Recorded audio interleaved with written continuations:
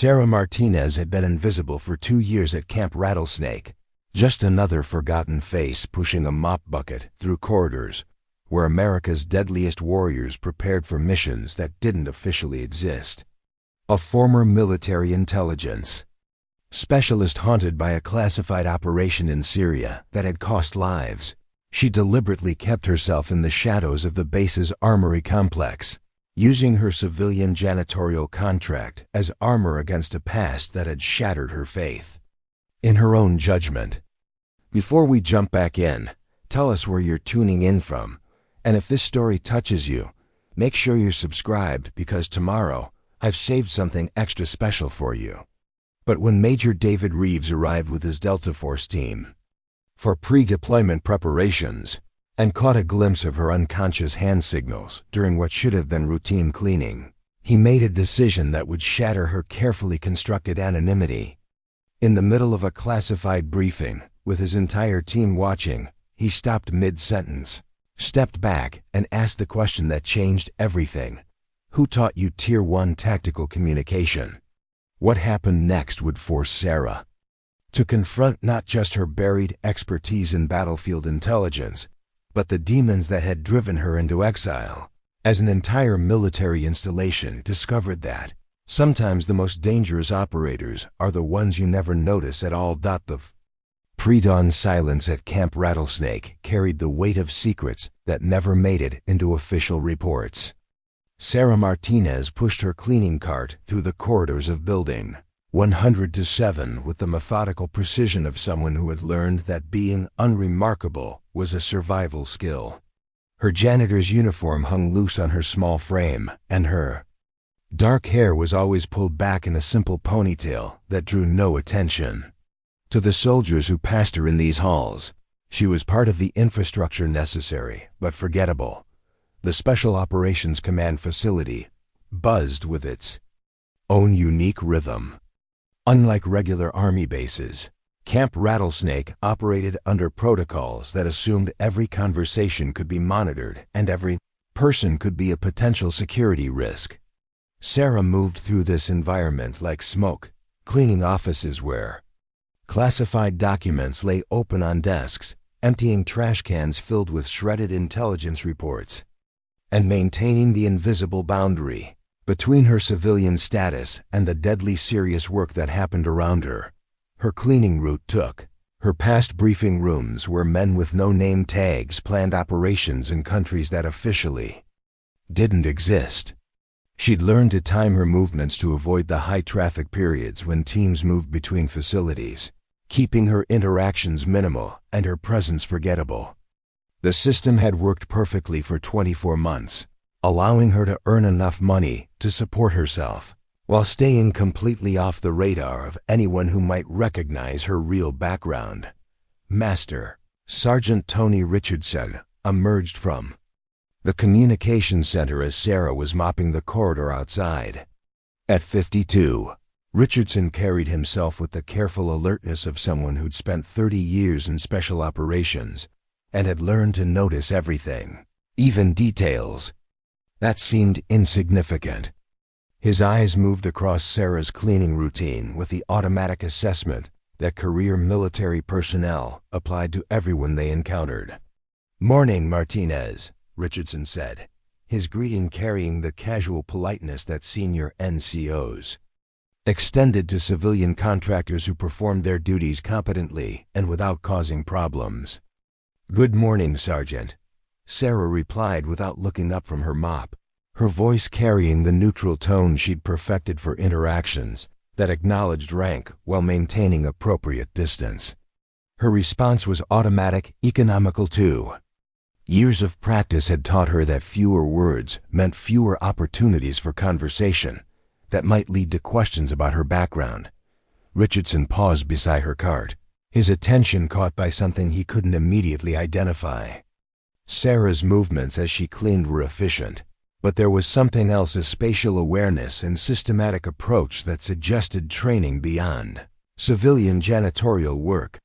She positioned herself to maintain visual contact with both ends of the corridor while working, and her movements flowed with the unconscious precision of someone accustomed to operating in environments where situational awareness was critical. "You've been here 2 years now," Richardson observed, his comment fishing for conversation that might reveal more about the civilian contractor, who'd somehow earned a reputation for reliability and discretion. "Settling in well to base life?" Sarah's hands never paused in their work as she spoke. "The job suits me, Sergeant. Quiet work, regular hours, good people to work around." Her deflection was practiced, providing just enough personal information to seem responsive while revealing nothing substantive about her background or qualifications. Lieutenant Colonel Patricia Hayes materialized at the end of the corridor, with the purposeful stride of someone whose time was measured in mission-critical increments.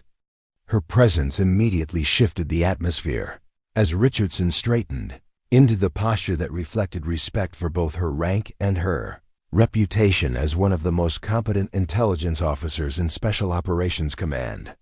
"Sergeant Richardson," Hayes said, her voice carrying the crisp authority of someone accustomed to making decisions that affected national security.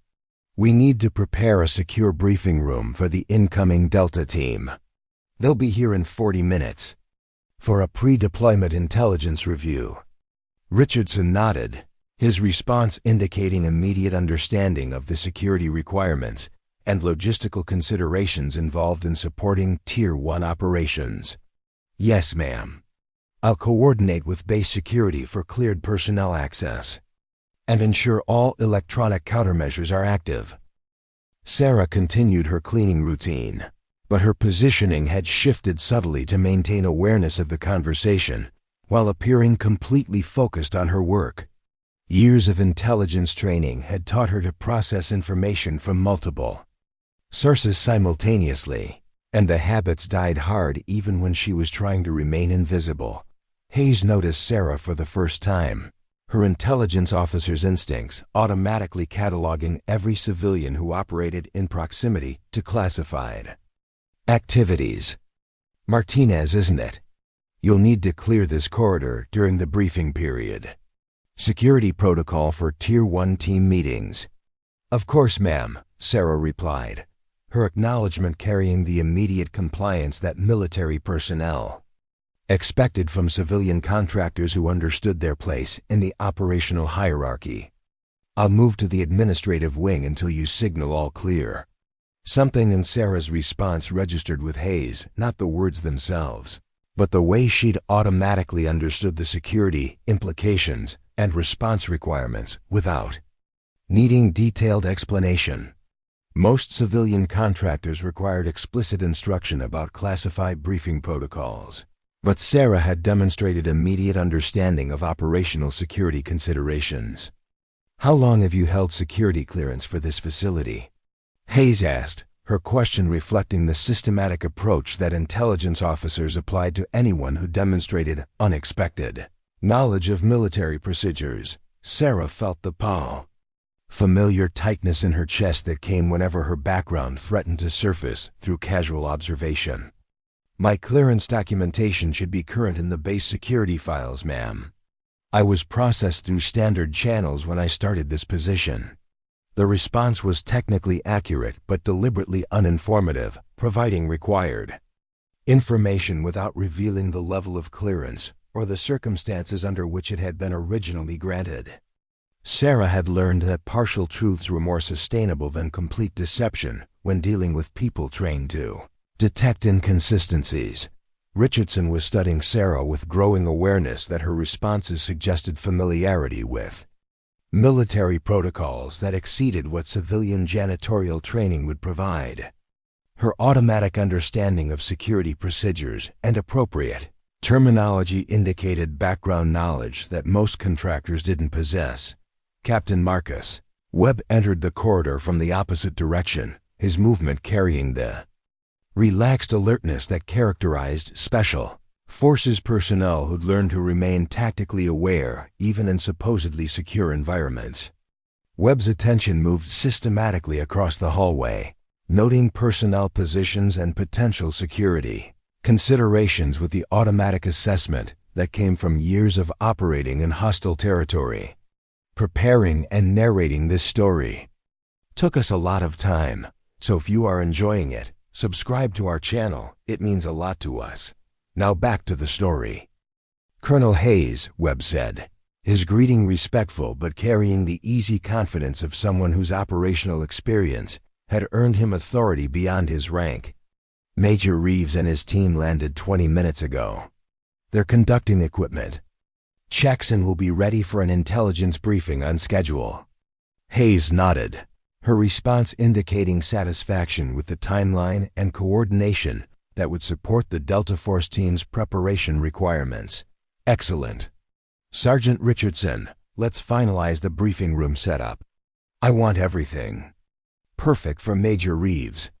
As the military personnel moved toward the secure briefing facility, Sarah resumed her cleaning routine with movements that appeared completely normal to casual observation. But her positioning had shifted again, and she was unconsciously using hand signals to communicate with herself, a habit from intelligence operations where silent communication was essential for coordinating activities without revealing intentions. To potential observers, her left hand traced a small circle near her hip, followed by 2 fingers extended downward, signals indicating area secure and continue mission. The movements were subtle, instinctive, and completely inappropriate for a civilian janitor working in a supposedly safe environment. But muscle memory from years of covert operations was difficult to suppress, especially in facilities where the atmosphere carried the familiar tension of pre-deployment preparation. Dr. Angela Foster rounded the corner carrying files marked with classification levels that indicated psychological evaluation materials for special operations personnel. Foster's role as base psychiatrist gave her authority to assess the mental fitness of personnel whose psychological stability directly affected mission success and team survival. Martinez, Foster said, her tone carrying the professional interest that mental health professionals applied to everyone they encountered. I don't think we've been formally introduced. I'm Dr. Foster, Base Psychological Services. Sarah looked up from her cleaning, meeting Foster's eyes with a direct attention that acknowledged professional courtesy while maintaining appropriate boundaries. Ma'am, I don't require psychological services, but I appreciate you introducing yourself. Foster's clinical training allowed her to notice details that others might miss. Sarah's posture, eye contact patterns, and response timing all suggested someone with experience managing stress and maintaining composure under pressure. These were positive indicators, but they also suggested background training that civilian employment typically didn't provide. Your supervisor mentioned that you've been exceptionally reliable and discreet in handling your duties around classified activities, Foster observed, her comment designed to elicit information about how Sarah managed the psychological pressures of working in a high-security environment. Many civilian contractors find the security requirements and operational tempo stressful. Sarah's response revealed both truth and careful omission. The work environment here is professional and well-organized. Clear expectations make it easier to perform duties effectively without complications.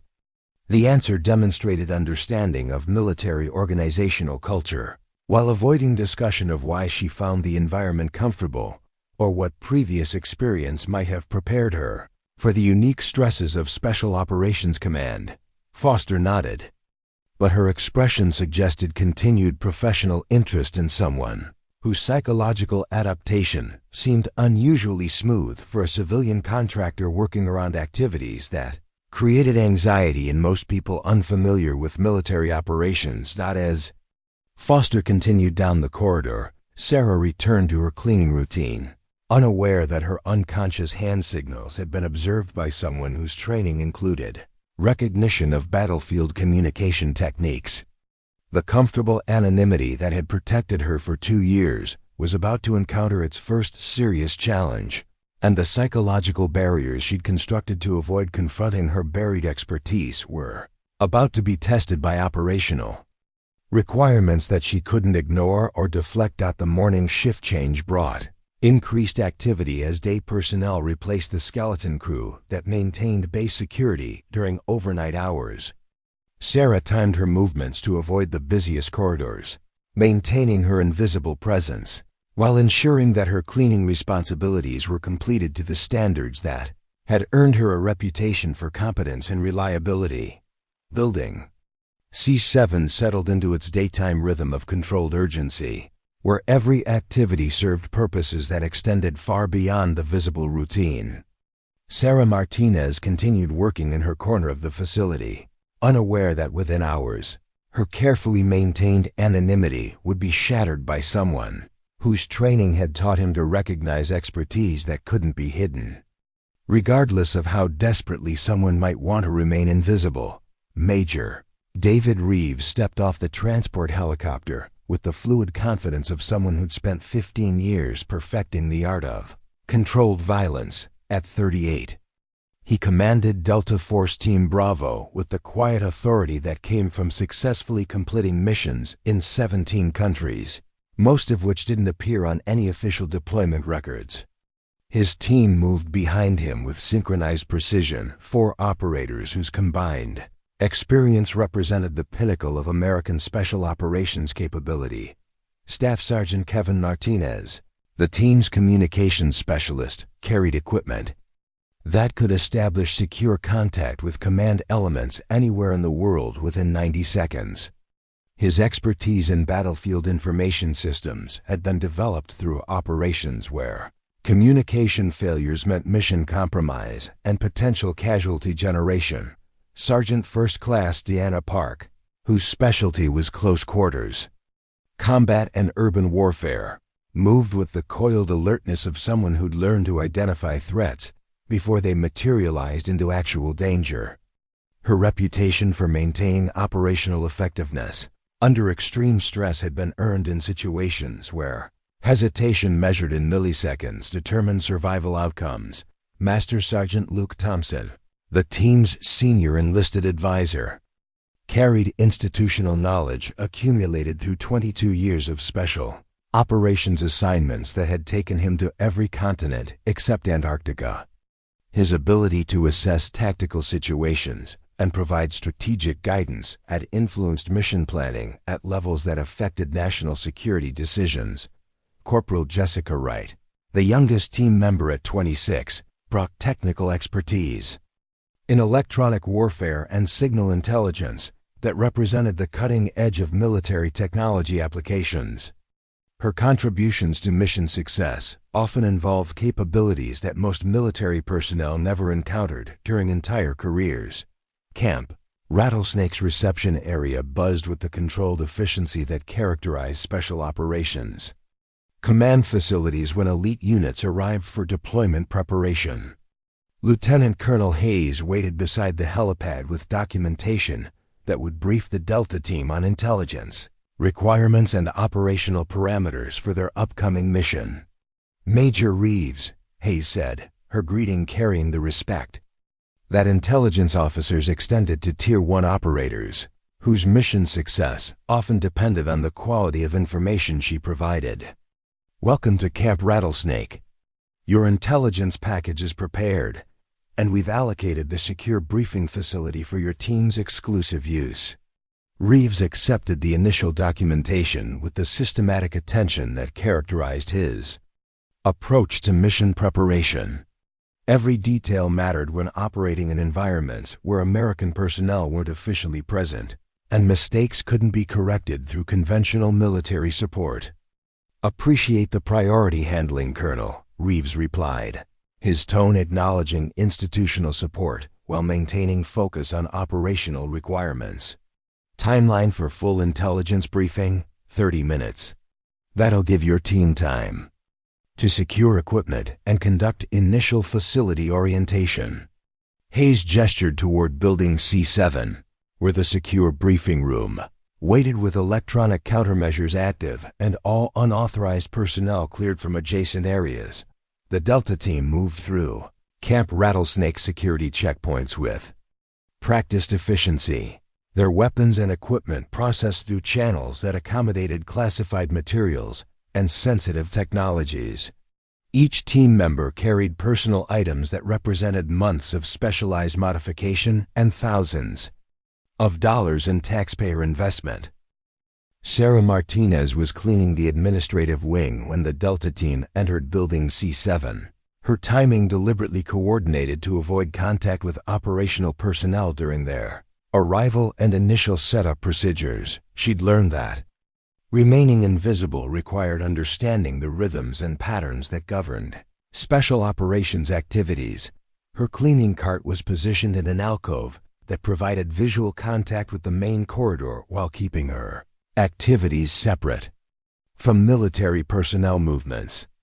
The location had been chosen through careful observation of traffic patterns and security requirements that affected civilian contractor access. During classified operations, Reeves paused at the corridor intersection, his tactical awareness automatically cataloging personnel positions and potential security considerations.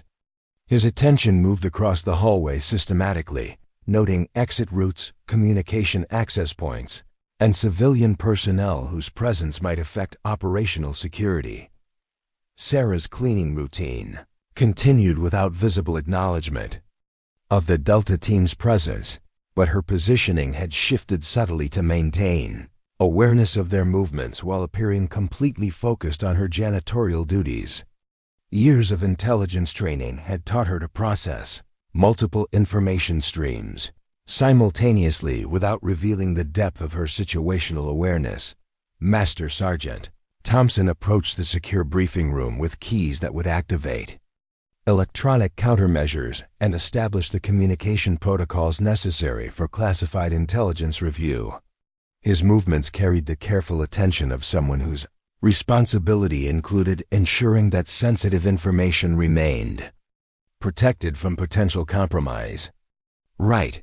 Establish communication links with JSOC and verify encryption protocols, Thompson instructed, his direction reflecting standard procedures for Tier 1 operations that required real-time coordination with Joint Special Operations Command.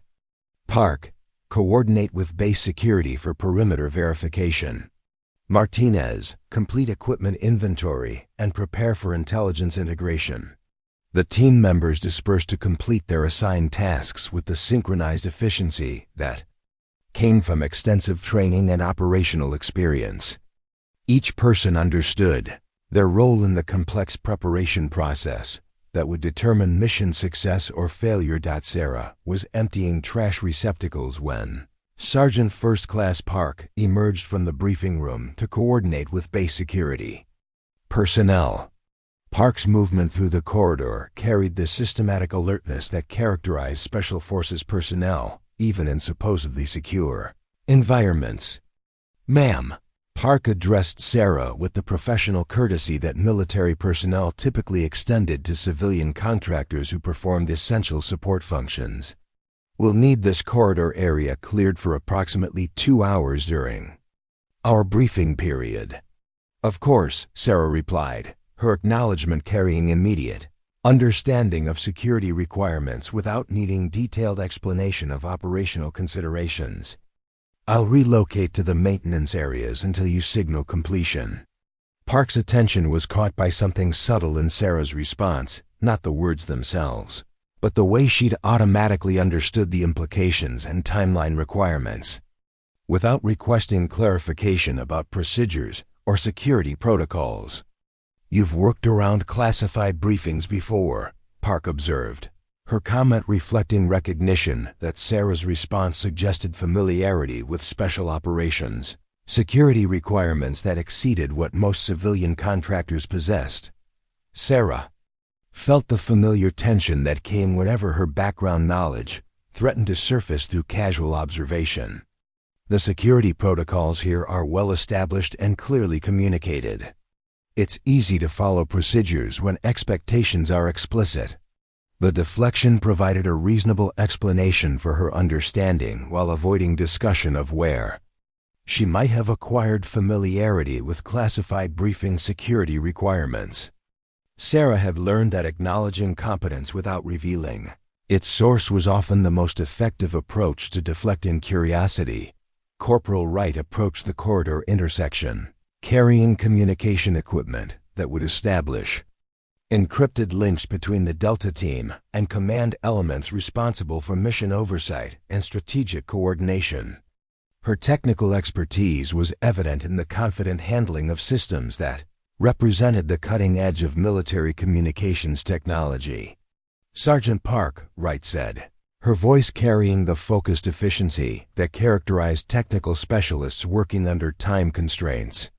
"Communication links are established and verified.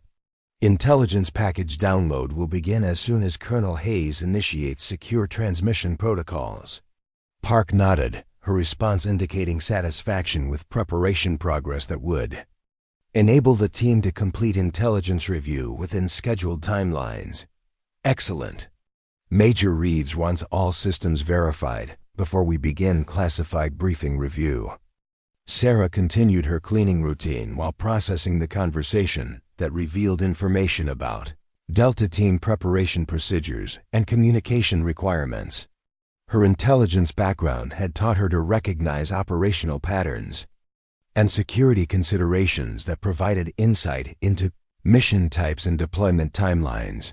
The unconscious analysis was automatic, instinctive muscle memory from years of intelligence work where understanding operational patterns was essential for mission success and personnel survival.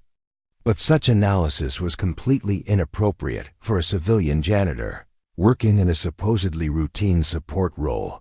Major Reeves emerged from the briefing room, carrying maps and documentation that bore classification markings indicating intelligence materials at levels requiring special access clearances. His presence immediately commanded attention from team members, whose preparation activities needed to be coordinated with his strategic oversight. "Team briefing in 10 minutes, Reeves announced, his direction establishing timeline expectations that would govern the remaining preparation activities. All communication links verified, equipment secured, and personnel ready for classified intelligence review." Thompson approached with status reports from each team member, his senior NCO responsibilities including verification that all preparation requirements had been completed to standards that would support successful mission execution. "Sir, all systems operational and verified," Thompson reported, his assessment providing confirmation that the team was ready to proceed with intelligence briefing and mission planning activities. "Base security has confirmed perimeter clearance and electronic countermeasures are active." Reeves nodded, his acknowledgement indicating satisfaction with preparation standards that met his exacting requirements for operational security and mission readiness. His attention moved systematically across the corridor, conducting final visual verification of security considerations.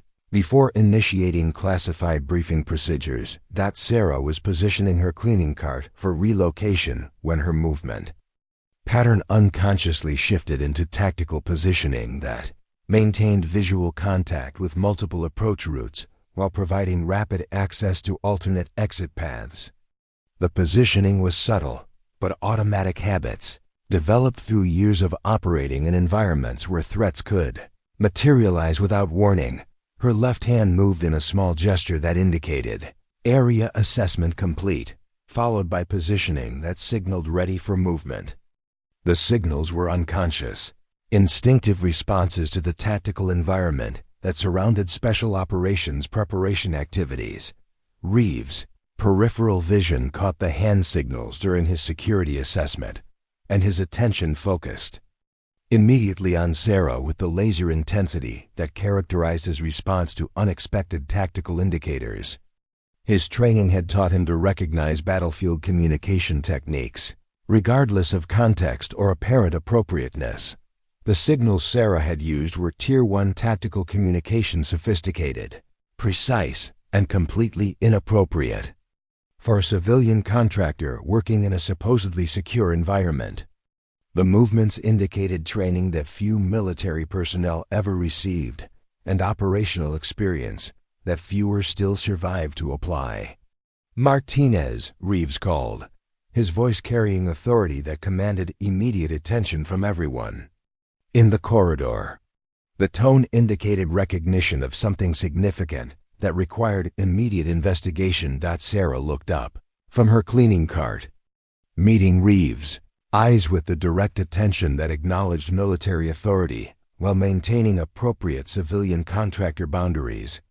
Her expression revealed no awareness that she'd done anything unusual or noteworthy. "Yes, sir," Sarah replied, her response carrying the neutral politeness that characterized her interactions with military personnel. The tone provided no indication that she understood why his attention had focused on her activities. Reeves stepped closer, his movement deliberate and purposeful. His training had taught him to investigate anomalies immediately and thoroughly, especially when they involved potential security considerations or unexplained capabilities that might affect operational requirements. "Where did you learn tactical hand signals?" Reeves asked, his question direct and unavoidable. The tone indicated that deflection or denial wouldn't be acceptable responses to inquiry about capabilities that clearly exceeded civilian contractor qualifications. The question hung in the corridor with the weight of recognition that could shatter Sarah's carefully maintained anonymity and force her to confront aspects of her background that she'd been avoiding for 2 years. Her response would determine whether her invisible existence could continue or whether she'd be forced to acknowledge expertise that connected her to operations and experiences that remained classified and personally traumatic.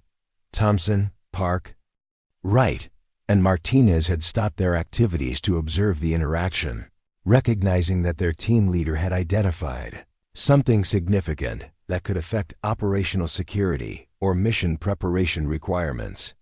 Their attention created additional pressure that made evasion more difficult and exposure more likely. Colonel Hayes appeared at the corridor entrance, drawn by the tension that had developed around what should have been routine civilian contractor interaction. Her intelligence officer's training allowed her to recognize situations where unexpected information might affect operational security or personnel authorization. Sarah understood that continued deflection would only intensify scrutiny and potentially create problems that extended beyond her personal privacy concerns. Reeves' recognition of her hand signals had created a situation where her background could no longer remain completely hidden, regardless of her preferences for anonymity and emotional protection. The moment of decision had arrived 2 years earlier than she'd hoped, and the careful barriers she'd constructed to avoid confronting her buried expertise were about to be tested by operational requirements that she couldn't ignore or deflect through continued invisibility. Sarah's mind raced through calculated responses while her body remained perfectly still, the trained composure of someone who'd learned to function under interrogation pressure. Major Reeves' question about tactical hand signals hung in the air like an unexploded ordnance, and she understood that her next words would either preserve her carefully constructed anonymity or shatter it completely. "I'm not sure what you mean, sir," Sarah replied, her voice carrying the neutral confusion that she'd practiced for situations exactly like this. "I was just positioning my equipment for relocation." But even as the words left her mouth, Sarah knew they wouldn't satisfy someone with Reeves' training and experience. His eyes held the focused intensity of a predator who'd identified prey, and the slight narrowing of his gaze indicated that he'd recognized not just her hand signals, but her deflection technique as well. Thompson stepped closer, his senior NCO, instincts activated by the tension between his team leader and the civilian contractor. 22 years of special operations had taught him to recognize when situations required immediate attention, and the current dynamic suggested potential security implications that could affect mission preparation. "Sir," Thompson said carefully, his tone respectful but questioning, "is there a security concern we need to address?" Reeves held up one hand, a gesture that silently communicated "wait" to his team while maintaining his attention on Sarah. The movement was economical. Precise, the kind of battlefield communication that required no verbal explanation among personnel trained in tactical operations. Martinez, Rivi said, using Sarah's surname with the authority that came from years of command experience. I'm going to ask you to demonstrate something for me. It's important. Sarah felt her chest tighten with familiar anxiety, but her training kicked in automatically. Years of intelligence operations had taught her to compartmentalize emotional responses while maintaining operational effectiveness under pressure. Her breathing remained steady, her posture relaxed, even as her mind calculated escape routes and contingency plans. I'm just here to clean, sir, Sarah said, maintaining the civilian contractor persona that had protected her for 2 years. I don't understand what you want me to demonstrate. Reeves moved with deliberate slowness, his hands visible and non-threatening, but his positioning strategic. He placed himself between Sarah and the nearest exit, not aggressively, but with the tactical awareness that prevented easy withdrawal from the conversation. Show me how you'd signal for a tactical halt, Reeves said quietly, his voice carrying the weight of command authority that expected immediate compliance. The way you just did unconsciously while moving your equipment. The request hit Sarah like a physical blow. A tactical halt signal was basic battlefield communication, taught in advanced infantry schools and perfected in special operations training. For a civilian janitor to know such signals would require explanation that she couldn't provide without revealing her intelligence background. Colonel Hayes had moved closer during the exchange, her intelligence officer's training recognizing that the interaction had shifted from routine personnel management to potential security investigation. Her expression carried the alert focus that came from situations where unexpected information might affect operational requirements. Major. Reeves, Hayes interjected carefully. Is there something about Martinez's background that requires clarification? Sarah's peripheral vision registered the positioning of everyone present, Thompson and the other Delta team members forming a loose semicircle that prevented easy exit. Hayes positioned for observation and potential intervention, and Reeves maintaining direct contact that made continued evasion increasingly difficult. The tactical assessment was automatic, instinctive, exactly the kind of situational awareness that would be completely inappropriate for a civilian contractor facing routine questioning about work procedures. But years of intelligence training had made such analysis unconscious, and the habits were impossible to suppress under stress. Martinez, Reeves said, his tone shifting toward something approaching gentleness. I'm not trying to create problems for you, but the signals you used indicate training that most military personnel never receive. I need to understand where you learned them. Sarah's hands moved slightly, and she caught herself beginning to signal situation assessment before stopping the movement consciously. The near mistake made her realize how deeply her tactical communication training had been embedded in her muscle memory, surfacing under pressure despite 2 years of deliberate suppression. Corporal Wright, whose technical background included signal intelligence, had been observing the exchange with growing recognition. Her expertise in battlefield communications allowed her to identify the specific type of hand signals that had caught Reeves' attention. Sir, Wright said carefully, the movements I observed were consistent with Tier 1 tactical communication protocols. Specifically, signals used for covert operation coordination in hostile territory. The technical assessment eliminated any possibility that Sarah's hand signals could be dismissed as coincidental gestures or unconscious movements. Wright's identification of Tier 1 protocols indicated training that was restricted to the most elite military units and intelligence operations. Sarah understood that continued denial would only make the situation worse. Wright's technical knowledge had exposed the specific nature of her training, and further deflection would appear suspicious rather than protective of personal privacy. I had some military training, Sarah admitted finally, her voice carrying the controlled tension of someone revealing information she'd hoped to keep buried. It was a long time ago. Thompson's expression shifted as he processed the implications of Sarah's partial admission. Military training that included Tier 1 tactical communication protocols indicated involvement in operations that required the highest levels of security clearance and specialized preparation. What kind of military training? Thompson asked, his senior NCO authority evident in the direct questioning that sought clarification about background that could affect base security and operational considerations. Sarah felt the familiar weight of memories she'd been trying to avoid for 2 years. The classification levels and security requirements that governed her previous service created barriers to honest discussion that complicated any attempt to provide satisfactory explanations. Military intelligence, Sarah said quietly, the words carrying emotional weight that reflected both professional pride and personal trauma. I served with Joint Special Operations Command for 6 years. The admission created immediate silence in the corridor as everyone present processed the implications of Sarah's background.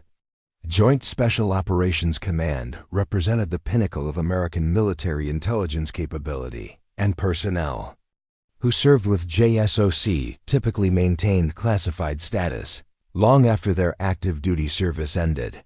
Hayes' expression revealed both surprise and recognition as she understood why. Sarah's security clearance documentation had seemed unusually comprehensive for a civilian contractor position. JSOC veterans often carried clearances that exceeded what their post-service employment required. JSOC Intelligence Specialist, Hayes repeated, her tone carrying the respect that military personnel extended to veterans of elite units, whose service involved operations that didn't appear in public records. That explains the tactical communication training and security clearance levels.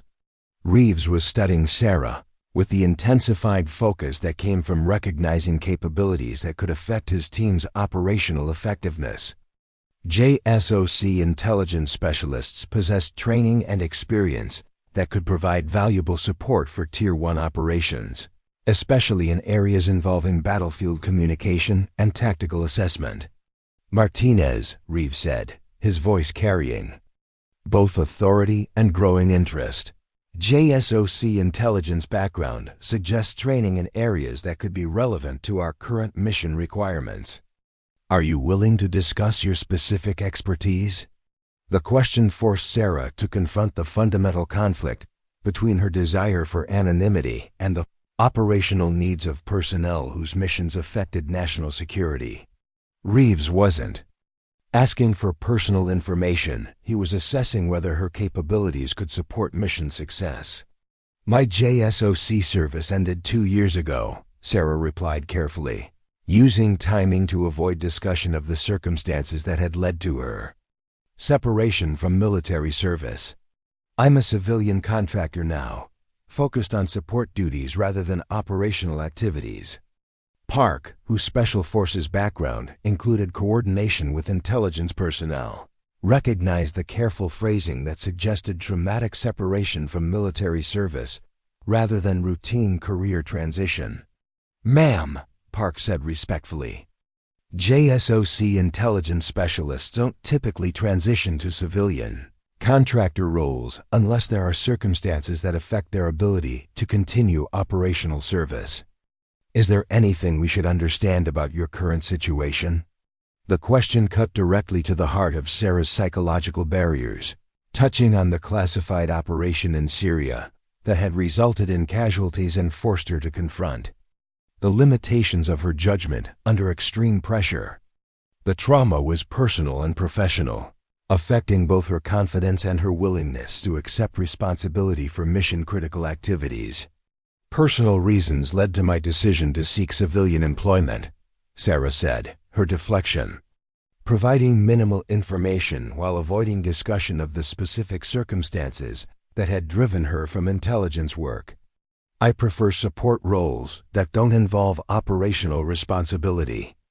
Dr. Foster appeared at the corridor entrance, drawn by reports of a civilian contractor whose background had become a subject of security investigation. Foster's psychological expertise gave her authority to assess personnel whose mental health could affect operational security or mission effectiveness. Major Reeves, Foster said, her clinical authority evident in the attention her presence commanded. I understand we have a personnel situation that might require psychological evaluation.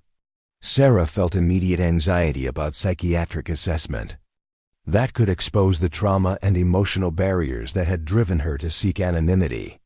Military psychiatrists possessed authority to recommend personnel actions based on psychological fitness evaluations. Dr. Foster, Sarah said quickly, recognizing that psychological evaluation could threaten her ability to maintain civilian contractor status. I don't require psychological services. My current role suits my capabilities and preferences. Foster approached with the professional demeanor that characterized clinical assessment, her training allowing her to recognize signs of stress and emotional management that suggested significant psychological history. Martinez, your military intelligence background combined with current civilian contractor status suggests a career transition that might involve psychological considerations, Foster observed, her assessment acknowledging the unusual nature of Sarah's employment choices. Many JSOC veterans experience adjustment challenges that affect their ability to utilize their specialized training. The clinical evaluation touched on exactly the psychological barriers that Sarah had been trying to manage through her civilian contractor role. Foster's recognition of adjustment challenges validated Sarah's concerns while suggesting that her current approach might represent avoidance rather than healthy adaptation. My current employment provides appropriate work-life balance, Sarah replied, her response acknowledging psychological considerations while defending choices that had provided stability and emotional protection. I'm functioning effectively in my chosen role. Reeves was observing the psychological discussion with growing understanding of the personal factors that had led a JSOC intelligence specialist to accept janitorial work at a special operations facility. The career transition suggested trauma or confidence issues that affected Sarah's willingness to utilize her specialized training. Martinez, Reeves said carefully, his tone acknowledging both her military background and her apparent psychological concerns. JSOC intelligence training represents capabilities that could be valuable for mission support, even in limited consulting capacity. Would you be willing to consider temporary assistance with communication assessment? The request was carefully framed to minimize pressure while acknowledging operational needs that could benefit from her expertise. Reeves was offering limited involvement rather than full operational responsibility, potentially addressing her psychological barriers while utilizing her capabilities. Sarah felt torn between her desire to help fellow military personnel and her determination to avoid situations that might trigger the trauma and self-doubt that had driven her from intelligence work. The Syria operation had taught her that her judgment could fail under pressure, resulting in consequences that extended far beyond personal failure. I appreciate the recognition of my background, Sarah said slowly, her response balancing respect for Reeves' request with protection of her psychological well-being. But I separated from intelligence work for reasons that affect my comfort with operational responsibility. Thompson stepped forward, his senior NCO experience providing insight into the psychological challenges that affected special operations veterans transitioning to civilian life. Ma'am, Thompson said respectfully, many of us have experience with operations that didn't go according to plan. Sometimes the best way to deal with difficult memories is to get back to work that utilizes our training in positive ways. The observation reflected wisdom gained through years of military service that had included both successes and failures. Thompson's comments suggested that avoiding operational work might perpetuate rather than resolve the psychological barriers that affected Sarah's confidence. Right, whose technical background included communication analysis, had been processing the implications of Sarah's JSOC intelligence training for the team's current mission requirements. "Sir," Wright said, addressing Reeves with the focused efficiency that characterized her approach to technical problems, "our current mission includes communication challenges in hostile territory where local knowledge and cultural awareness could affect operational effectiveness. JSOC intelligence background might provide insights that could improve mission success probability." The technical assessment highlighted specific ways that Sarah's training could support mission requirements, providing operational justification for requesting her assistance rather than simple recognition of her capabilities. Sarah understood that Wright's analysis was accurate. Her JSOC training had included cultural intelligence and communication assessment that could indeed support Tier 1 operations in hostile territory. But accepting such responsibility would require her to confront the possibility of making decisions that could affect mission outcomes and personnel safety. "The mission you're describing would require clearance levels and operational involvement that exceed my current contractor authorization," Sarah said. Using bureaucratic limitations to avoid direct refusal of assistance that might help American personnel in dangerous situations, Hayes had been processing the security and administrative implications of utilizing Sarah's intelligence background for operational support. Her colonel's authority included responsibility for ensuring that personnel utilization complied with appropriate clearances and authorization levels. "Martinez," Hayes said, her tone carrying institutional authority, "your JSOC background indicates clearances that could be reactivated for temporary consulting duties if operational requirements justify such authorization. The administrative barriers aren't insurmountable if your expertise could support mission success." The institutional flexibility eliminated bureaucratic excuses for avoiding operational involvement, focusing attention on Sarah's personal willingness to accept responsibility rather than procedural limitations that prevented her participation. Park, whose Special Forces experience included recognition of PTSD and combat stress reactions, was observing Sarah's responses with a growing understanding of the psychological factors that influenced her career decisions. "Ma'am," Park said gently, "it sounds like you experienced something during your JSOC service that affected your confidence in operational decision-making. Many of us have been through situations where things didn't go the way we planned."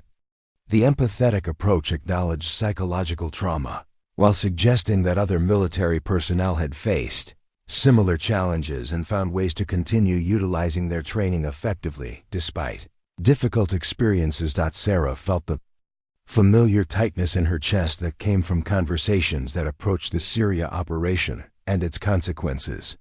The mission had involved communication assessment in hostile territory, exactly the type of work that Reeves' team might require. And the failure had resulted in casualties that haunted her decision-making ability. "Some experiences affect your confidence in ways that make operational responsibility inappropriate," Sarah said, her response acknowledging trauma, while maintaining boundaries that protected both her psychological well-being and potential mission personnel from the consequences of her compromised judgment. Foster, whose clinical expertise included assessment of combat-related psychological trauma, recognized the specific type of response pattern that indicated significant emotional barriers to operational involvement. "Martinez," Foster said, her clinical tone carrying both understanding and professional assessment. "Trauma-related confidence issues often respond well to graduated exposure therapy that allows personnel to rebuild trust in their capabilities through limited, controlled operational involvement." The therapeutic perspective suggested that accepting limited consulting responsibility might be psychologically beneficial rather than potentially harmful, challenging Sarah's assumption that avoiding operational work was the safest approach. To managing her trauma, Reeves was balancing operational requirements against personnel welfare considerations, recognizing that forcing unwilling participation could compromise both mission effectiveness and individual psychological stability. "Martinez," Reeves said, his voice carrying both respect for her concerns and acknowledgement of mission needs, "I'm not asking you to accept full operational responsibility. I'm asking whether you'd be willing to provide communication assessment and cultural intelligence consultation for mission planning purposes."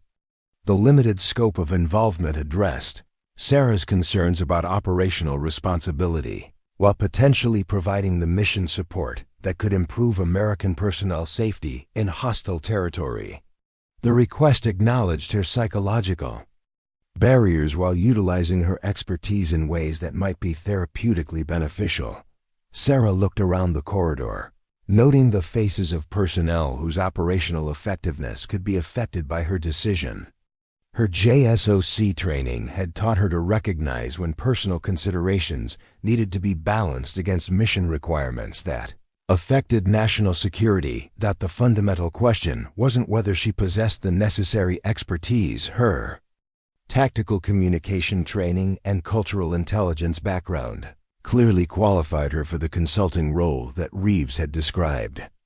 The question was whether she was psychologically ready to accept responsibility for analysis and recommendations that could affect mission outcomes. "I need time to consider the request," Sarah said finally, her response acknowledging both the legitimacy of Reeves' needs and her own requirement for careful decision-making about involvement that could trigger psychological barriers she'd been managing for 2 years. Thompson nodded, his senior NCO experience recognizing that personnel decisions affecting operational involvement required careful consideration rather than immediate commitment under pressure. "Ma'am," Thompson said respectfully, "we understand that this is a significant decision. How much time do you need to provide an answer?"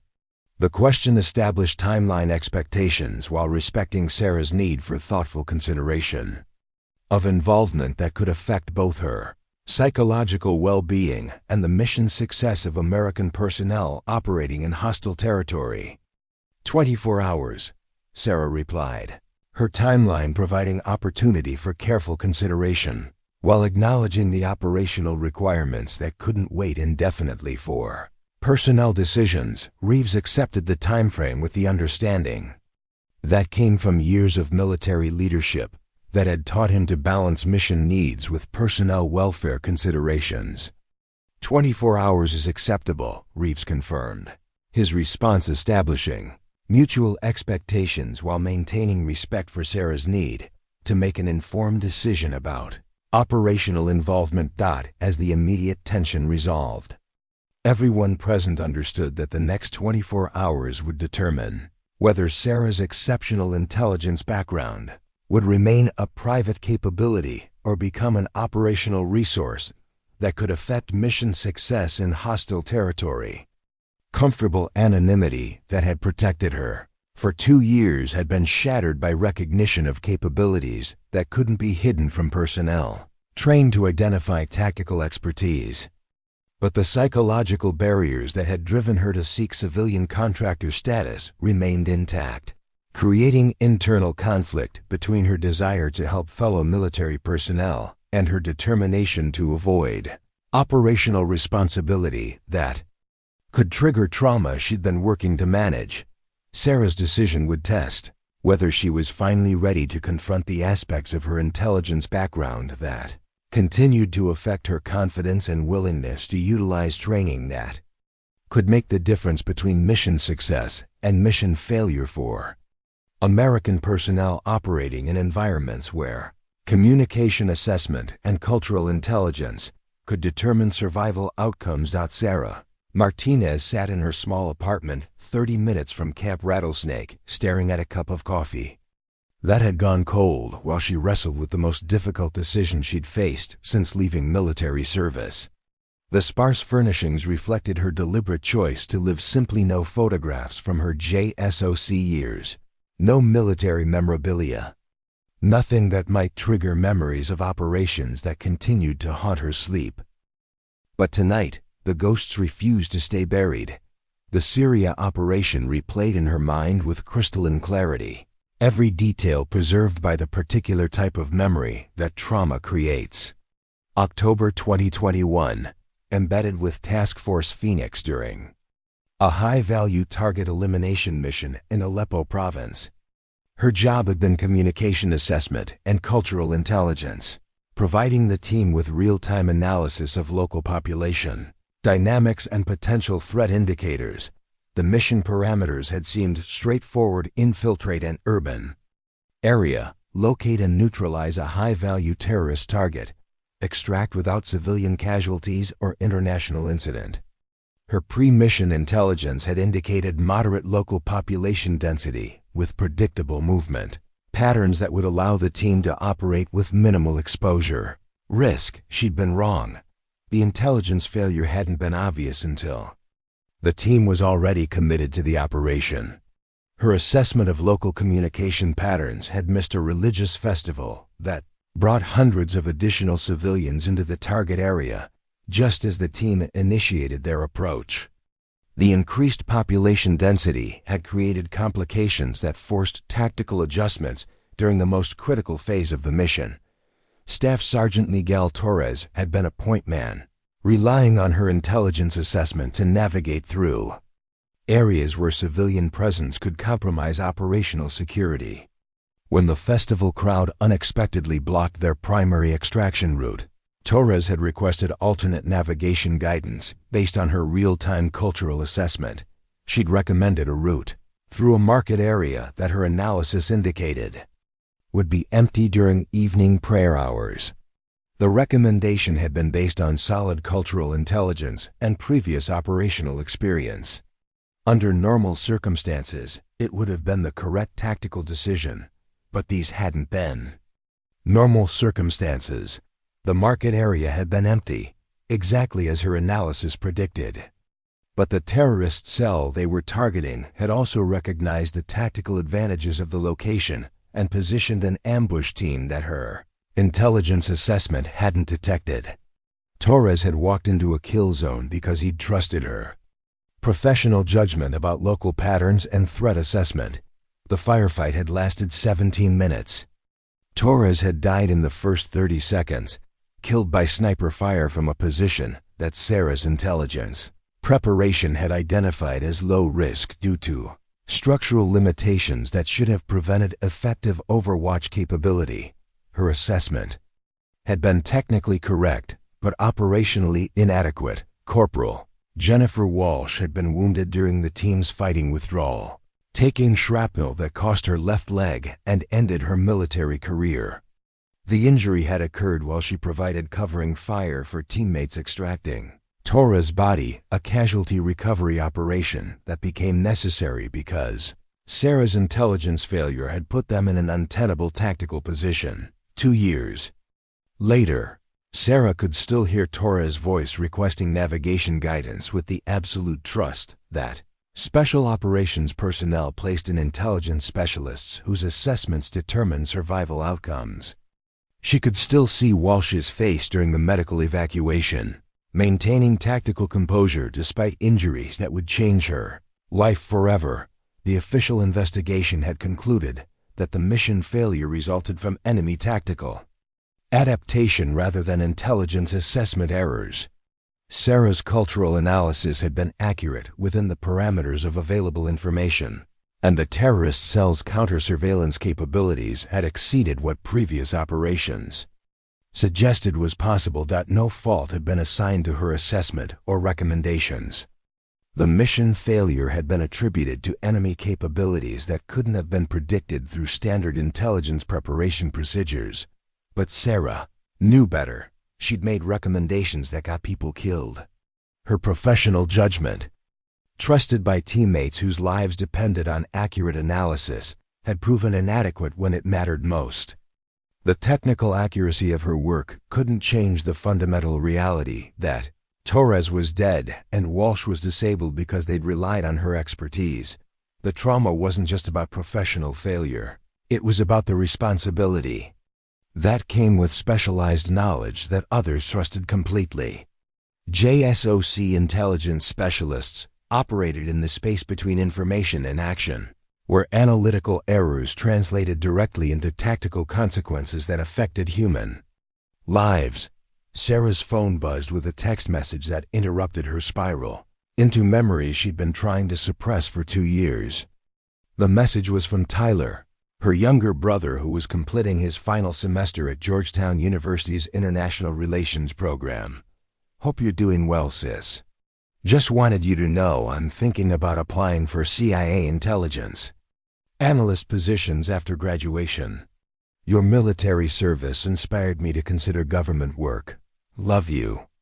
The message hit Sarah like a physical blow, forcing her to confront the possibility that her decision to avoid operational responsibility was affecting more than just her own career. Tyler's admiration for her military service had influenced his educational choices and career aspirations, creating a legacy that extended beyond her personal psychological barriers. If she continued to hide from her capabilities, she'd be modeling avoidance and fear rather than professional resilience and service to something larger than personal comfort.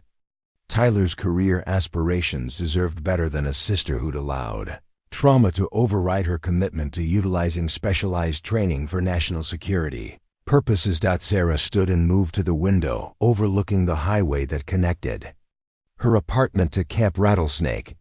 The base's lights were visible in the distance, reminding her that military personnel were working through the night to prepare for missions that required the best intelligence support available. Major Reeves' request wasn't asking her to repeat the Syria operation or accept full responsibility for tactical decisions that could result in casualties.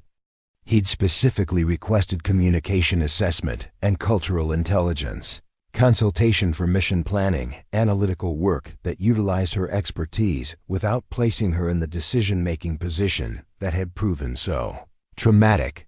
The limited scope of involvement addressed her primary psychological concerns while potentially providing valuable support for American personnel operating in hostile territory.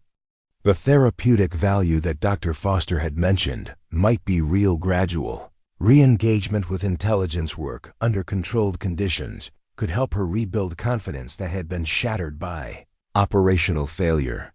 But the fundamental question remained: was she psychologically ready to accept any level of responsibility for analysis that could affect mission outcomes and personnel safety?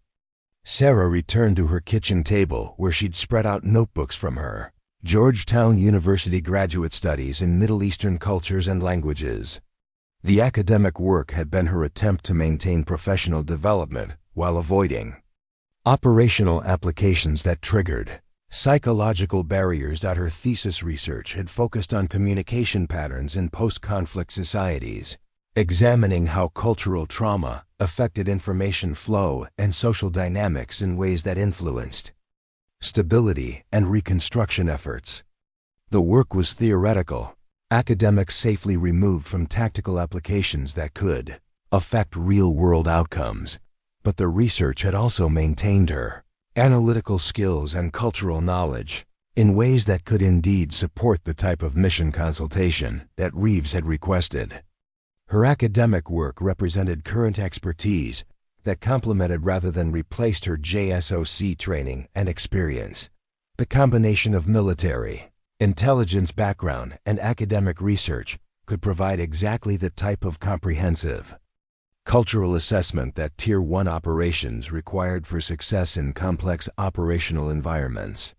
Her capabilities had actually improved during her civilian contractor period, even as her confidence in operational applications had deteriorated.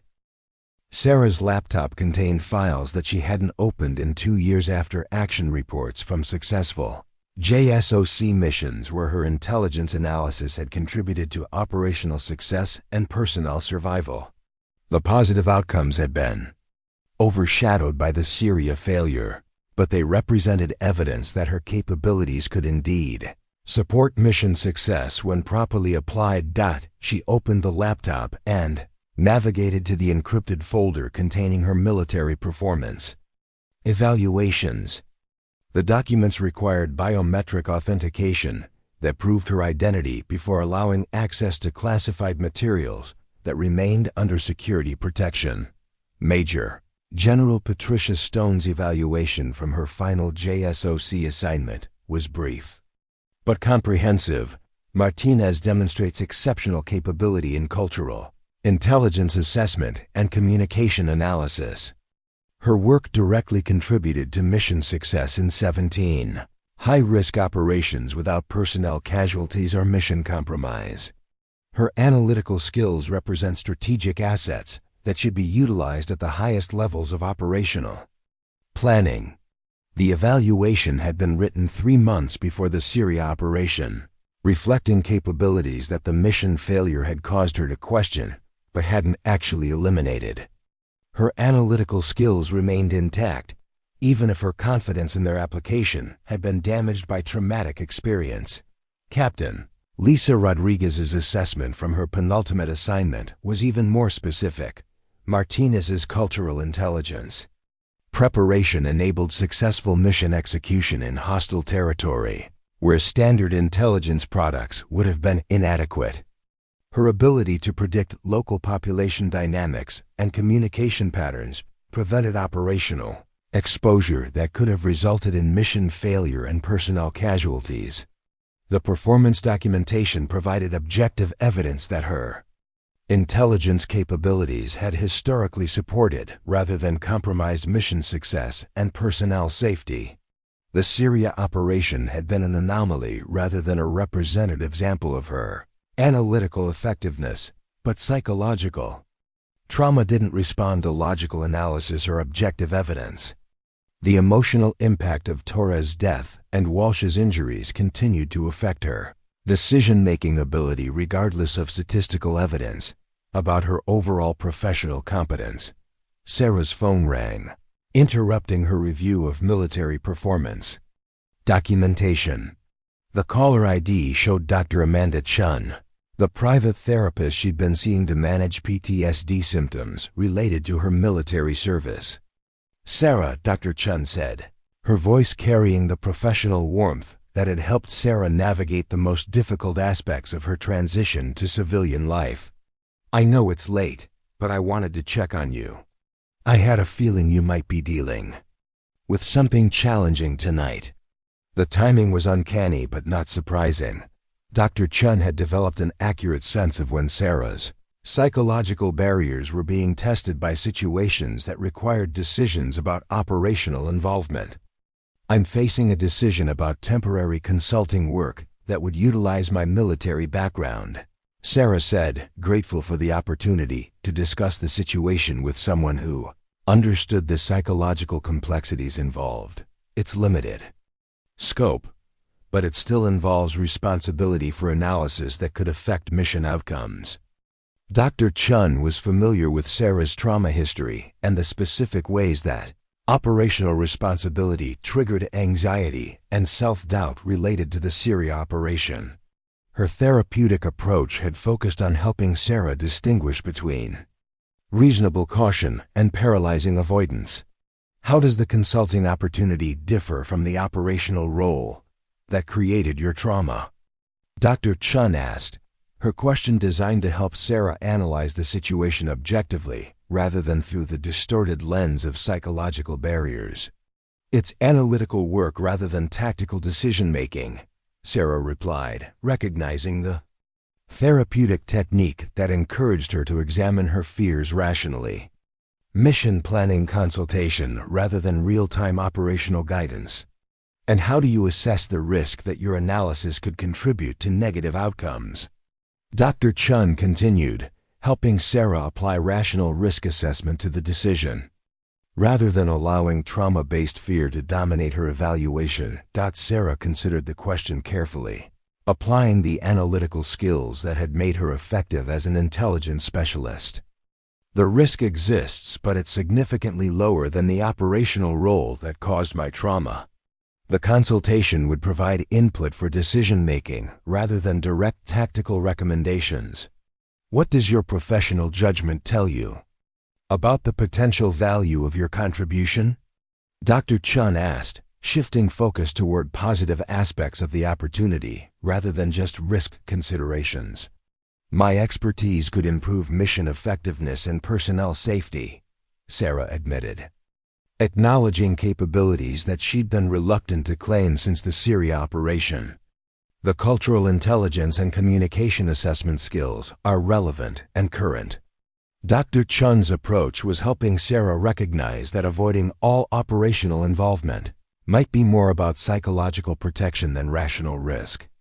Management.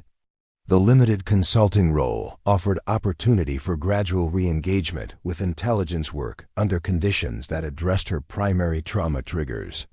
Sarah, Dr. Chun said gently, what would you tell someone else in your situation? If another intelligence specialist with your background and experience was facing this decision, what advice would you offer? The question forced Sarah to examine her situation from an external perspective, applying objective analysis rather than subjective emotional barriers to the decision-making process. I'd tell them that limited consulting involvement could be therapeutically beneficial and professionally appropriate, Sarah said, recognizing the wisdom of advice that she'd been reluctant to apply to her own situation. The risk-benefit analysis supports accepting the opportunity. Then perhaps the question isn't whether you're capable of providing valuable consultation, Dr. Chun suggested, but whether you're ready to begin rebuilding confidence in your professional capabilities through graduated exposure to operational responsibility. The therapeutic framework reframed the decision from risk avoidance to confidence rebuilding, suggesting that accepting the consulting role could be part of healing rather than potential. Triumatisation. After ending the call with Dr. Chun, Sarah returned to her review of military performance documentation, but with a different perspective on what the evidence suggested about her capabilities and their potential application to current operational requirements. Her JSOC training and experience, combined with academic research and therapeutic work on trauma management, had actually prepared her for exactly the type of limited consulting role that Major Reeves had requested. The combination of analytical skills, cultural expertise, and self-awareness about psychological limitations could provide valuable mission support while maintaining appropriate boundaries. Sarah opened a new document on her laptop and began outlining the specific ways that her intelligence background could support Tier 1 mission planning. The exercise helped her focus on professional capabilities rather than emotional barriers, providing objective assessment of what she could contribute to operational success. Her cultural intelligence training included expertise in Middle Eastern communication patterns, social dynamics, and information flow characteristics that could indeed improve mission effectiveness in hostile territory. The academic research had maintained and updated this knowledge with current theoretical frameworks and analytical methodologies. Her JSOC experience included familiarity with Tier 1 operational requirements, security considerations, and the specific types of intelligence products that supported successful mission execution. The institutional knowledge remained current and applicable to contemporary operational environments. Her trauma management work with Dr. Chun had provided tools for maintaining psychological stability under pressure while accepting appropriate levels of professional responsibility. The therapeutic progress had prepared her for gradual re-engagement with intelligence work under conditions that respected her emotional limitations. The combination represented exactly the expertise that Reeves' team needed for mission planning. That required both technical competence and psychological reliability. Her capabilities matched their requirements, and her self-awareness about limitations could actually improve the quality of her analytical products. Sarah looked at her watch and realized that 6 hours had passed since her conversation with Major Reeves. The 24-hour timeline he'd provided was already 1/4 expired, and she'd reached a decision that surprised her with its clarity and confidence. She would accept the consulting role. Sarah arrived at Camp Rattlesnake at 0630 hours. 30 minutes before her scheduled meeting with Major Reeves. The familiar weight of her security credentials felt different this morning. No longer just administrative badges for a civilian contractor, but instruments of access to operational planning that could affect American lives in hostile territory. She'd spent the remaining hours of night preparing materials that would demonstrate her analytical capabilities while establishing clear boundaries about her psychological limitations. The preparation process had felt like putting on old clothes that still fit perfectly. Despite years in storage. Building C7 buzzed with heightened activity as Delta Force Team Bravo finalized pre-deployment preparations. Sarah noticed the changes immediately: additional security personnel, electronic countermeasure equipment, and the particular energy that characterized facilities supporting imminent Tier 1 operations. Major Reeves was waiting in conference Room Alpha with maps, satellite imagery, and communication intercepts spread across tables that had been configured for intelligence briefing and mission planning. His expression carried focused intensity that reflected both operational pressure and professional curiosity about what Sarah might contribute to mission success. "Martinez," Reeves said as she entered, his greeting acknowledging both her military background and her decision to accept consulting responsibilities. "I appreciate your willingness to provide analytical support. Your expertise could make a significant difference in mission effectiveness." Sarah felt familiar anxiety mixed with professional anticipation as she examined the operational materials that represented real-world application of her intelligence training. The map showed terrain in eastern Afghanistan, an area where cultural dynamics and communication patterns could indeed affect mission outcomes. "Sir," Sarah replied, her voice carrying controlled confidence that reflected both capability and awareness of limitations. "I've prepared analytical frameworks that could support mission planning while maintaining appropriate boundaries about my involvement in tactical decision-making." Thompson entered the conference room carrying additional intelligence products that had arrived during overnight coordination with higher command elements. His senior NCO experience was evident in the systematic organization of materials that would support comprehensive mission planning. "Ma'am," Thompson said, acknowledging Sarah with the respect that enlisted personnel extended to former JSOC specialists whose expertise they recognized and valued. "We've received updated intelligence products that include cultural assessment requirements where your background could provide valuable insights." Sarah examined the new materials with analytical attention that felt natural despite 2 years of deliberate avoidance. The intelligence products showed operational area characteristics that matched her academic research and JSOC experience almost perfectly. The target area was a rural region where tribal dynamics and traditional communication patterns created information flow characteristics that could affect mission security and local population response to American military presence. Her cultural intelligence training had prepared her for exactly this type of analytical challenge. "The operational environment shows characteristics that match previous assessment work I've completed," Sarah said, her professional judgment overriding psychological barriers as she focused on mission requirements rather than personal concerns. Cultural intelligence analysis could indeed improve mission planning effectiveness. Park and Wright joined the briefing session, their presence indicating that the entire Delta team would participate in mission planning that utilized Sarah's analytical contributions. The inclusion suggested institutional confidence in her expertise, despite her civilian contractor status. "Martinez," Park said, her tone carrying both professional interest and personal encouragement, "your JSOC background represents exactly the type of cultural intelligence expertise that could improve our operational effectiveness in complex environments." Wright was setting up communication equipment that would allow real-time coordination with command elements responsible for mission oversight and strategic guidance. Her technical preparations indicated that Sarah's analytical work would be integrated into formal mission planning processes.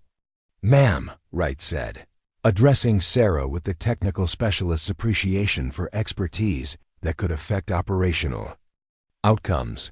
The communication assessment requirements for this mission include challenges that standard intelligence products don't address effectively. Sarah felt professional satisfaction returning as she recognized problems that matched her analytical capabilities and training. The mission requirements represented exactly the type of work that had originally drawn her to military intelligence complex analytical challenges that required both technical competence and cultural understanding. Colonel Hayes entered the conference room with updated mission parameters that reflected command-level coordination and strategic oversight. Her presence indicated institutional support for utilizing Sarah's consulting expertise at levels that could affect operational planning. Martinez, Hayes said, her authority evident in the formal recognition of Sarah's transition from civilian contractor to mission consultant. Your analytical contributions will be integrated into formal mission planning processes with appropriate classification and distribution to relevant command elements. The institutional recognition represented validation of Sarah's capabilities that went beyond personal confidence, rebuilding to include professional acknowledgement of expertise that could support national security objectives. Dr. Foster appeared in the conference room doorway, her presence indicating continued psychological monitoring of Sarah's transition back to operational involvement. Foster's clinical expertise provided safeguards that protected both individual welfare and mission effectiveness. Martinez, Foster said, her tone carrying both professional assessment and personal support. How are you managing the psychological aspects of returning to intelligence work that involves operational responsibility? Sarah considered the question carefully, applying self-awareness that had been developed through therapeutic work to honest assessment of her current psychological state and coping capabilities. The limited scope of involvement addresses my primary trauma triggers while allowing me to contribute professionally, Sarah replied, her response reflecting both psychological insight and professional confidence. The consulting role provides appropriate balance between capability utilization and emotional protection. Foster nodded, her clinical assessment indicating satisfaction with Sarah's self-awareness and psychological management of increased responsibility. The therapeutic monitoring provided institutional confidence that Sarah's involvement would be sustainable and effective. The analytical framework you're accepting represents exactly the type of graduated exposure that supports trauma recovery, while utilizing professional capabilities, Foster observed. Her assessment, providing both personal validation and institutional support for Sarah's decision. As mission planning materials were distributed and analytical assignments clarified, Sarah felt professional identity returning in ways that she'd thought were permanently damaged by the Syria operation.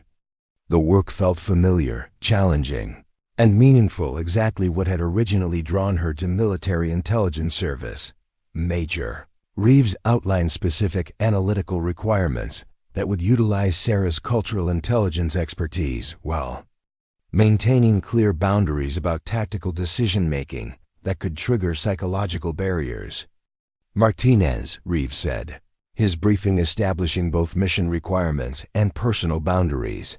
Your analysis will provide cultural intelligence assessment and communication pattern evaluation that supports mission planning without requiring tactical recommendations that involve direct operational responsibility.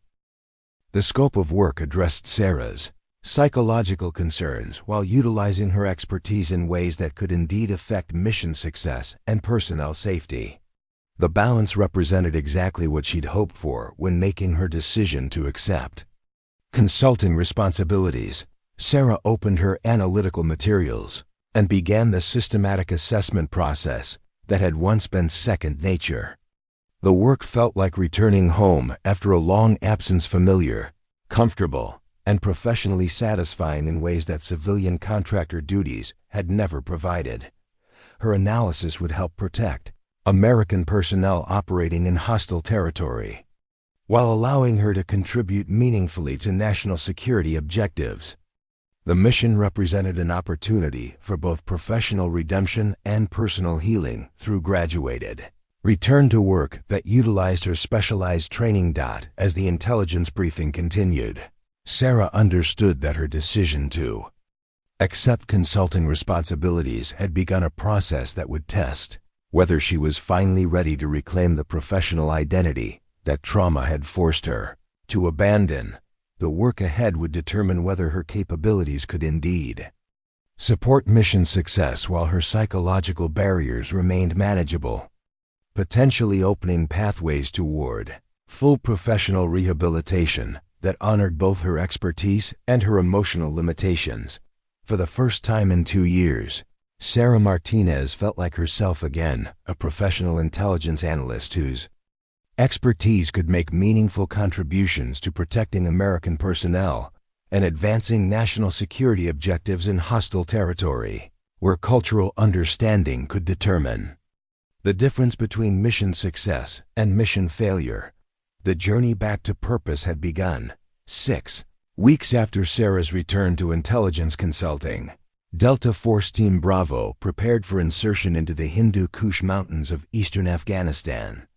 The mission parameters had evolved significantly from initial planning, incorporating Sarah's cultural intelligence assessment in ways that fundamentally altered operational approach and success probability.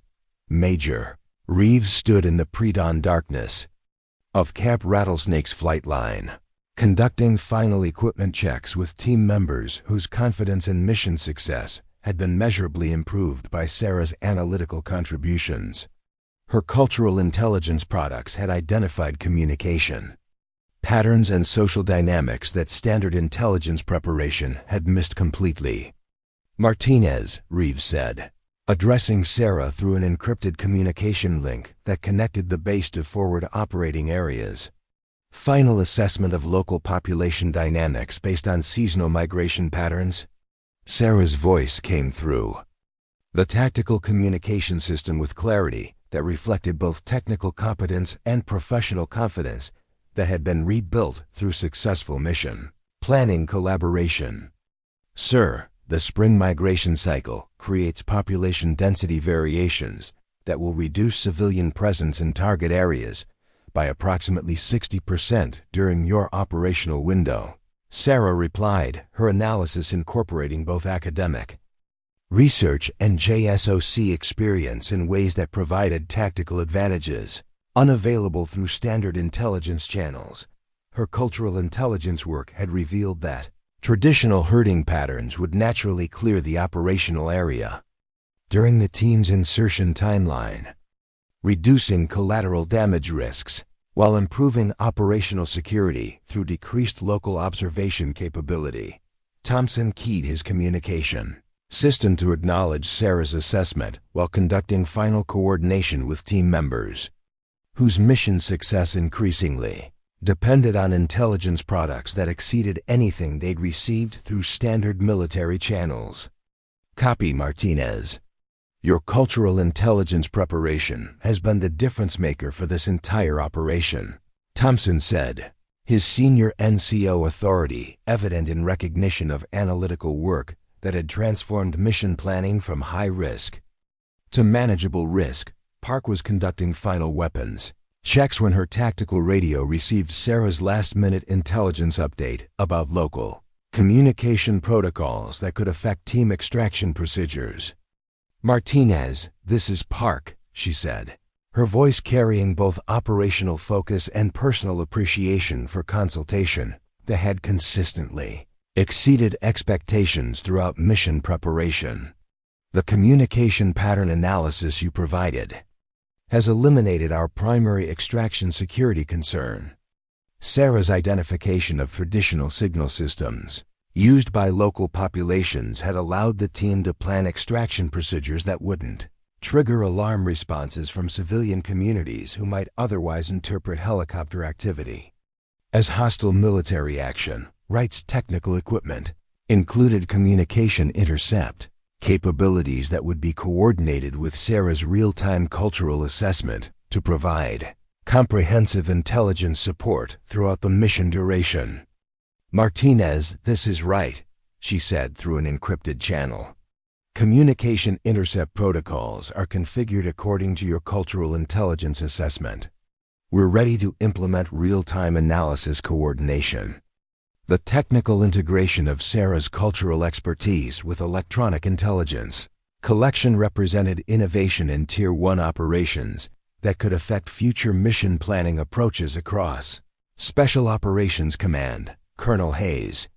Monitored mission initialization from Camp Rattlesnake's Tactical Operations Center, where Sarah's consulting position had been formalized through institutional recognition of analytical capabilities that had proven invaluable for complex operational planning. Martinez, Hayes said, her command authority evident in communications that acknowledged Sarah's transition from civilian contractor to essential mission consultant. Your cultural intelligence products represent the most comprehensive analytical support we've provided to Tier 1 operations in my experience. Sarah felt professional satisfaction that had been missing from her life since the Syria operation, as her expertise contributed meaningfully to mission success without triggering the psychological barriers that had made operational responsibility unbearable. Thank you, Colonel. The mission planning collaboration has been professionally rewarding and therapeutically beneficial, Sarah replied, her response acknowledging both institutional support and personal growth that had resulted from graduated. Return to intelligence work. Dr. Foster observed Sarah's psychological adaptation from the base medical facility, where her clinical assessment indicated successful management of trauma-related barriers while engaging in work that utilized specialized training effectively. Martinez, this is Dr. Foster, she said through the medical communication channel. Your psychological adaptation to consulting responsibilities has exceeded clinical expectations for trauma recovery through professional re-engagement. The therapeutic validation provided both personal confirmation of healing progress and institutional evidence that Sarah's approach to managing PTSD, while contributing professionally, could serve as a model for other veterans facing similar challenges. As Delta Force Team Bravo initiated their insertion into hostile territory, Sarah's cultural intelligence preparation had already begun affecting mission outcomes in ways that wouldn't become apparent until after-action analysis revealed the full extent of her contributions. Her assessment of tribal dynamics had identified local leadership structures that could provide either assistance or opposition depending on how American forces approached initial contact situations. The intelligence had allowed mission planners to develop community engagement protocols that minimize hostile response while maximizing cooperation probability. Her analysis of communication patterns had revealed information flow characteristics that could either compromise or protect operational security, depending on how the team managed their presence in areas where traditional signaling systems could alert hostile forces to American military activity. Her evaluation of seasonal economic activities had identified resource competition dynamics that could affect local population attitudes toward foreign military presence, allowing the team to time their operations to minimize community disruption while avoiding periods when American presence might trigger resource protection responses. 18 hours into the mission, Major Reeves transmitted the first operational update that would validate Sarah's analytical contributions under actual combat conditions. Base, this is Team Bravo. Martinez's cultural intelligence assessment has been 100% accurate. Local population response has been exactly as predicted, and community engagement protocols developed from her analysis have prevented potential hostile incidents. The operational validation represented professional vindication that exceeded anything Sarah had hoped for when accepting consulting responsibilities.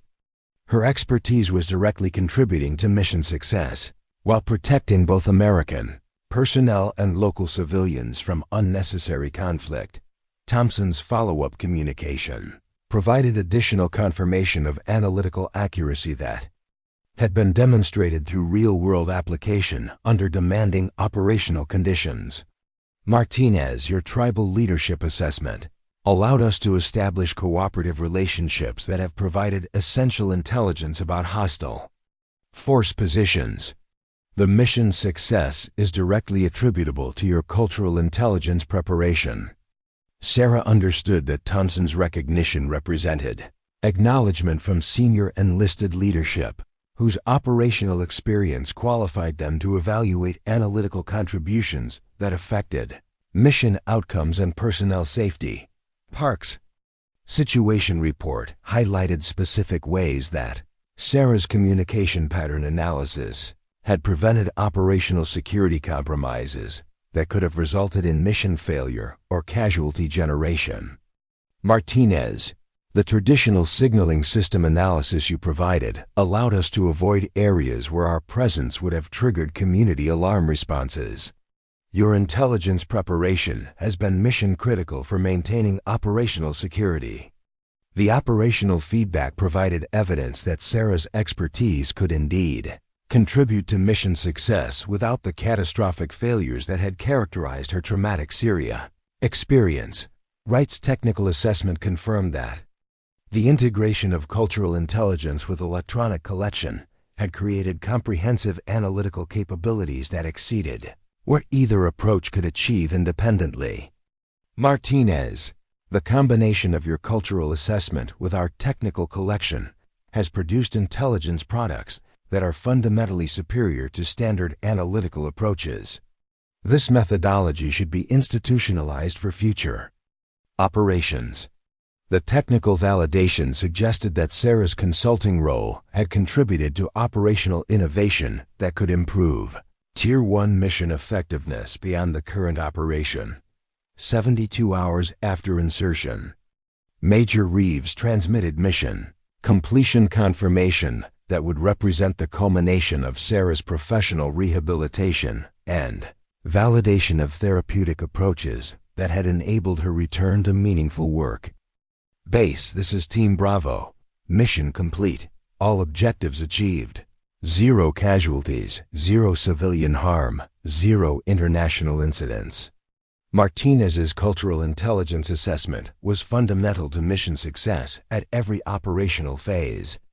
The mission outcome represented everything Sarah had hoped intelligence work could achieve.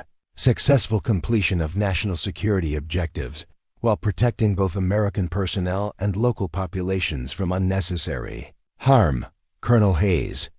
Official mission assessment would be included in after-action reports that reach the highest levels of Special Operations Command, potentially influencing future approaches to utilizing civilian contractor expertise for complex operational requirements.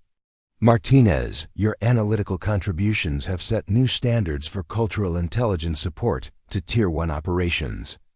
This mission will serve as a case study for integrating civilian expertise with operational planning at levels that affect strategic outcomes. The institutional recognition represented validation of both Sarah's professional capabilities and the therapeutic approach that had enabled her return to meaningful work despite trauma-related psychological barriers. Dr. Foster's clinical evaluation documented successful integration of trauma management with professional responsibility in ways that could inform treatment approaches for other veterans struggling with similar psychological barriers to career rehabilitation. Martinez, your successful return to professional intelligence work while managing PTSD represents therapeutic success that validates graduated exposure approaches to trauma recovery. Your experience provides a model for helping other veterans reclaim professional identities after traumatic experiences. The therapeutic success represented personal healing that extended beyond individual recovery to include potential benefits for other veterans whose specialized training could contribute to national security if psychological barriers could be managed effectively. As Delta Force, Team Bravo completed extraction procedures that had been planned according to Sarah's cultural intelligence assessment.